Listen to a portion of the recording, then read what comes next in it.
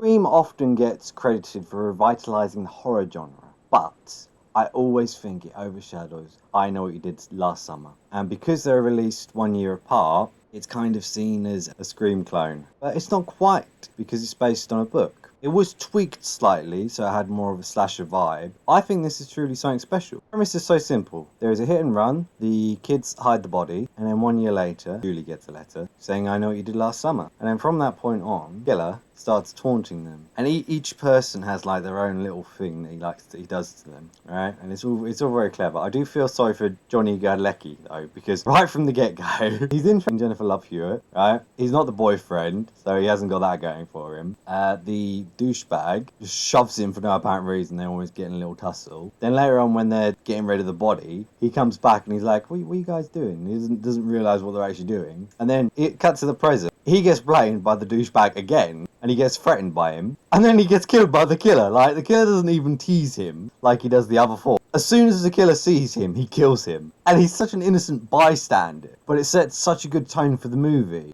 And without that kill, we wouldn't even have the hood, because that's where he gets it from. The Fisherman costume is also a quite interesting take. It's because it's on quite a coastal town. It works, because there's loads of fishermen in the area. They all kind of have the same look. So even if you're in an open area, which sometimes they are, there are loads and loads of people walking around with the same outfit. It's really, really clever. It's a very good way of hiding the killer, because you don't know who it is. It could be anybody in this liquor. He's a very intimidating figure. You have like this silhouette, but you don't necessarily know like his physique or anything like that. You can't see any emotion whatsoever. I think the whole thing is pretty damn good. The tricks that he plays on all four of them, it works really well and it complements the movie. The twists and turns with who the actual killer is done in a very clever way.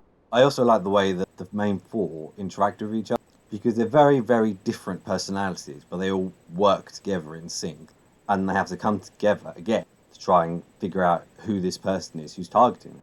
Great, it's great, very, very clever. The whole third act was just one whole big chase scene. I haven't seen in a lot of horror movies. I haven't seen it done as well. There's so many twists and turns. You know, like, come to a bit where you're like, oh my word, is she going to make it? The last 10 minutes of the movie, you turn the dial up to 10.